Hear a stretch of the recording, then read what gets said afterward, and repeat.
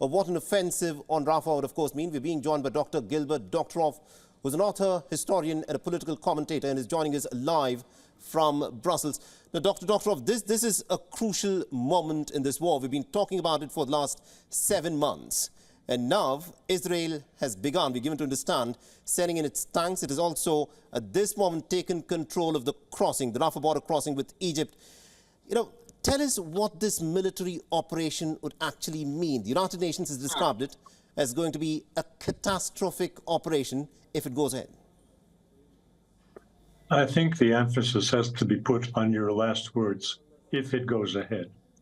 The Israelis are positioning themselves to apply maximum pressure on Hamas to accept a minimum of advantages coming from a ceasefire and exchange of hostages or prisoners.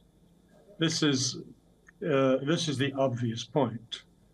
Israel, Mr. Netanyahu, wishes to present itself as the victor, as the ones dictating the terms of any ceasefire and of any ultimate settlement of the Gaza war. At the same time, behind this facade, there is a different reality. And that reality is the position taken by the United States in the last few days. Right. The United States military assistance and continuing supply of weaponry to Israel is a necessary precondition for Israel to prosecute the attack on Rafah that it is now talking about so loudly.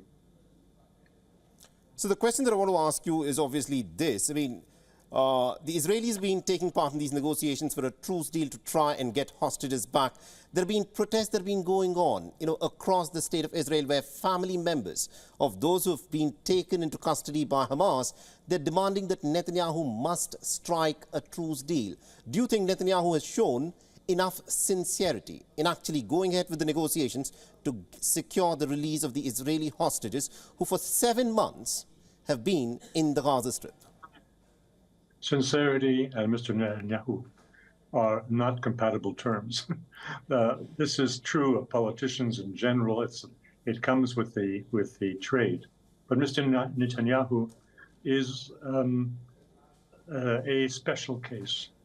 And by that I mean his lies and his distortion of the realities for the sake of Israeli aggrandizement are unprecedented. Now, the real question is not the sincerity of Mr. Netanyahu, nor is it the sincerity of Joe Biden. Right. Joe Biden is not a Boy Scout either. But what we really are talking about is the ability of Mr. Biden to tolerate any further atrocities by Israel in the Gaza Strip, considering the domestic political situation in the United States. It's interesting that you've brought in the role that is played by the United States of America. Although we talk about it as being an Israeli offensive, the fact is this is essentially an offensive that Israel is carrying out with American weapons. And the scale of the American involvement in this offensive is something that is not appreciated. The Israelis are using American weapons. The Israelis are using American intelligence, American satellites, and also American data on which targets to strike next. With that being the scale of the American involvement, and also looking at the protests that have broken out, do you think this war will cause Joe Biden to pay a political price in the presidential elections? It is precisely to avoid paying that price that Biden is reportedly telling Netanyahu the game is up. And if you proceed with this offensive that you are talking about so loudly, you will not have American weapons, which means you will fail badly. The reason for Mr. Biden's position has nothing to do with humanitarian concerns. The man is callous and is morally in the same camp as Mr. Netanyahu. Absolutely. The issue is political survival.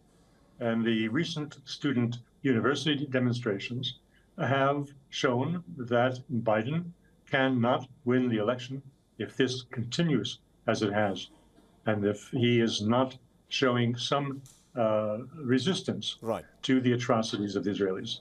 All right, we'll have to leave there. Thank you very much indeed, Dr. Doctorow, for joining us and getting us that perspective there. Thank you. For all the latest news, download the WION app and subscribe to our YouTube channel.